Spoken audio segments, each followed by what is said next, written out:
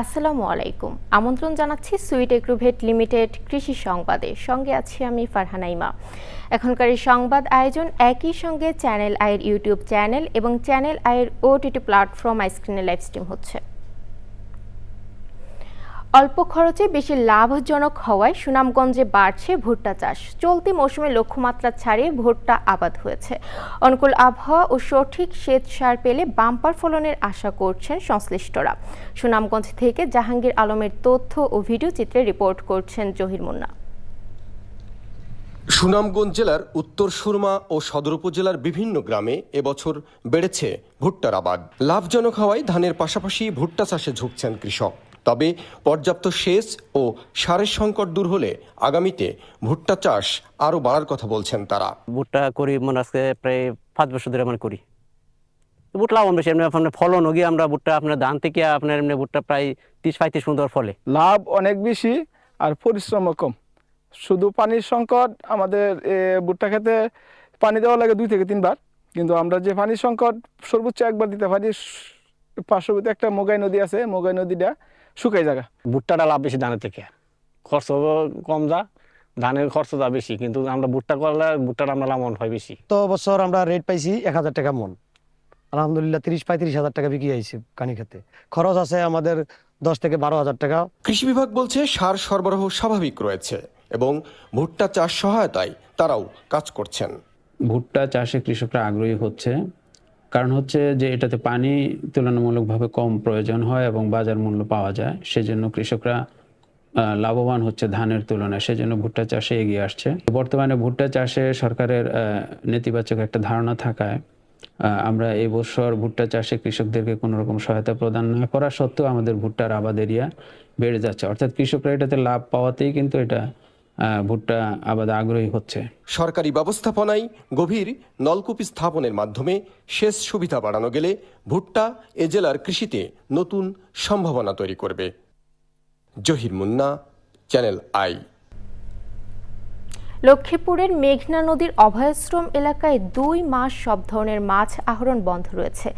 1 March থেকে 30 April পর্যন্ত 60 দিন মেঘনা নদীর নির্ধারিত অভয়াশ্রম এলাকায় জাটকা, ইলিশ সহ সব ধরনের মাছ ধরা সম্পূর্ণ নিষিদ্ধ করেছে সরকার। এর মাঝে গত 24 ঘন্টায় 2000 মিটার কারেন্ট জব্দ করেছে মৎস্য বিভাগ ও কোস্ট গার্ড। একই সাথে জব্দ করা হয়েছে একটি জেলে নৌকা। লক্ষ্মীপুর সদর উপজেলা মৎস্য কর্মকর্তা মোহাম্মদ মাহমুদুল ইসলাম চৌধুরী জানান, সদর উপজেলা থেকে ভোলাঘাট এবং কমলনগরের বাত্তিরখাল পর্যন্ত মেঘনায় এ অভিযান চালানো হয়। দিনাজপুরের বিরল উপজেলার রামপুর বাজার এলাকায় সুইট এগ্রোভেট লিমিটেডের উদ্যোগে আদর্শ লিচু চাষিদের নিয়ে আলোচনা সভা হয়েছে। আলোচনা সভায় লিচু ফসলের পোকামাকড় দমনে টাইপিনু 45 SC, আলোড়ন 50 WG, সুইট প্রিম 20 EC ব্যবহারের পরামর্শ দেওয়া হয়। এছাড়াও লিচু ঝরে পড়া ও ফেটে যাওয়া রোধে ফাইন সলুবর ও বায়োগোল্ড ব্যবহারের পরামর্শ দেওয়া হয়। আলোচনা সভায় DSA Mohammad Abu Musa, area manager Mohammad Moniruzzaman, product executive Mohammad Ariful Islam সহ অন্যরা উপস্থিত ছিলেন। মধ্যপ্রাচ্য যুদ্ধ যখন বিশ্বের জ্বালানি তেলের বাজারকে নাড়িয়ে দিচ্ছে, তখন ব্রাজিল কয়েক দশকের পুরনো পদ্ধতিতে আখ ভিত্তিক ইথানল পদ্ধতি ব্যবহার করে জৈব জ্বালানি তৈরি করছে। এটি একদিকে যেমন সস্তা, তেমনি জলবায়ু পরিবর্তনকারী দূষণও কম ছড়ায়। লাখ লাখ ব্রাজিলীয় চালক শতভাগ আখ ভিত্তিক জৈব জ্বালানি মিশ্রিত গ্যাসোলিন ব্যবহার করছে। আমিনা রহমান সুপ্তির রিপোর্ট। অপরিশোধিত তেলের অন্যতম প্রধান উৎপাদক ও রপ্তানিকারক হওয়ার পরও ব্রাজিল তার অভ্যন্তরীণ পরিশোধিত জ্বালানির চাহিদা মেটাতে আমদানির উপর নির্ভরশীল। তবে দেশের সামরিক একনায়কতন্ত্রের সময় 1975 সালে চালু হওয়া জৈব জ্বালানি মিশ্রিত গ্যাসোলিন উৎপাদন কর্মসূচিটি গণতান্ত্রিক সময় বিদেশি তেলের উপর নির্ভরতা কমাতে সফলভাবে কাজ করেছে।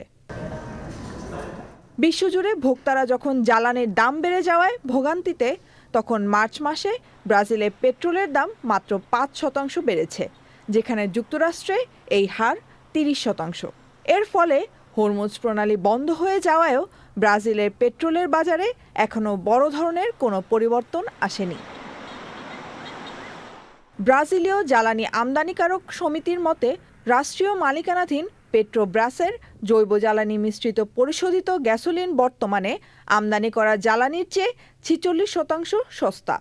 বিশ্লেষকরা এই স্থিতিশীলতার জন্য দেশের জৈব জ্বালানি শিল্পকে আংশিক কৃতিত্ব দেন।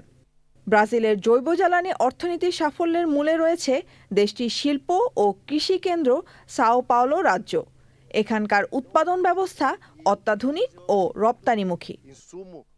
Amina Rahman Supti, channel I. বৈশ্বিক উষ্ণতা ও জলবায়ু পরিবর্তনের কারণে রাজশাহী অঞ্চলকে মরুকরণের হাত থেকে রক্ষার্থে পদ্মা ব্যারেজ নির্মাণ প্রকল্প বাস্তবায়নের দাবিতে রাজশাহীতে মানববন্ধন হয়েছে। পদ্মা নদী বাঁচলে রাজশাহী বাঁচবে, ভূপরিস্থ পানির ব্যবহার নিশ্চিত করো, কৃষি ও কৃষক বাঁচাও শীর্ষক কর্মসূচির আয়োজন করা হয়।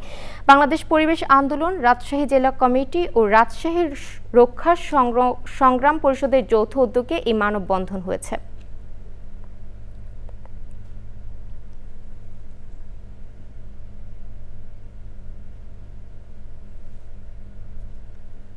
দর্শক, এই ছিল সুইট এগ্রোভেট লিমিটেড কৃষি সংবাদ। এতক্ষণ আমাদের সঙ্গে থাকার জন্য ধন্যবাদ।